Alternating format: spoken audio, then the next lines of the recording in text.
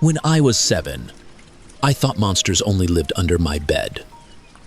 By the time I was 17, I realized they lived inside my head. And at 27, I found out that growing up isn't about beating the monsters. It's about learning their names. This isn't just a story of growing up. This is about the parts nobody talks about, the kind that whispers in the dark, hides behind smiles, and makes you question your worth. Let me take you there. I was born in a house that smelled like books and boiled rice. My parents loved me, but not in the way I understood as a child. Their love was discipline, expectations, rules, and silence. As a kid, I wanted to paint on the walls, sing out loud, ask why 100 times. But slowly, I learned that being too loud was disrespect. Being too curious was annoying. And showing too much emotion was being weak. So I shrunk. I shrunk my dreams to fit in my school bag. I shrunk my feelings to fit inside fake smiles. And I carried all of it, quietly. But the worst part? I didn't even realize it was happening. I just thought that's what it meant to be a good kid. Then came my teenage years. The years that felt like standing in the middle of a crowded room, screaming, but no one hears you. School turned into a battlefield of grades and judgment. Friends became strangers overnight.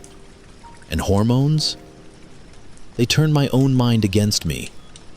I started questioning everything. Why do I feel empty even when I'm laughing? Why does failure feel like the end of the world? Why does love hurt? I remember locking myself in the bathroom once after failing a math test. Not because I was scared of the grade, but because I thought that grade defined me. That's when the voices started. You're not enough. You'll never be enough. You're just broken. I didn't know then that I was dealing with anxiety, possibly even depression. But nobody around me ever used those words. They just said, "You're being too dramatic." So I performed. I became the funny one, the responsible one, the okay one. Because pretending was easier than explaining pain that didn't bleed. Adulthood came quietly. No warning, no instruction manual, just bills and heartbreak and coffee at 2 a.m. And for a while, I was numb. You'd think growing up means figuring it all out. But here's the plot twist. You don't grow out of your childhood. You carry it, like a shadow. In my early 20s, I looked successful on paper. Good job, so foundation. There were days I'd scroll through my feed, smiling at dog videos, and then suddenly feel a wave of sadness, like a tsunami from nowhere. I'd stare at my ceiling, wondering, why am I still haunted by things from years ago? Why do I still flinch at compliments? Why does rest feel like laziness? And that's when it hit me.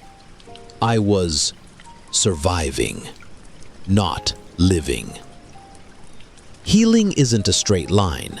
It's a spiral staircase. Sometimes you go up, sometimes you fall, but you're always moving. One night, after yet another anxiety spiral, I decided to do something I hadn't done in years. I picked up a notebook and wrote everything.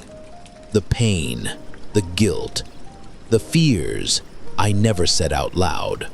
And somewhere between the tears and ink, I found something I'd forgotten. My voice. That scared, confused, people-pleasing child deserved to be heard, and so did the teenager who felt invisible, and the adult who never stopped pretending to be fine. I wasn't broken. I was just never allowed to bloom. Here's the truth nobody told us. Personal growth doesn't look like morning routines or vision boards. It looks like unlearning lies. It looks like sitting with your demons and saying, "I see you." So if you're still carrying the weight of your past, it's okay, but don't carry it alone. Leave a comment below. What part of yourself are you still trying to heal? Because maybe your story is what someone else needs to hear to start their own.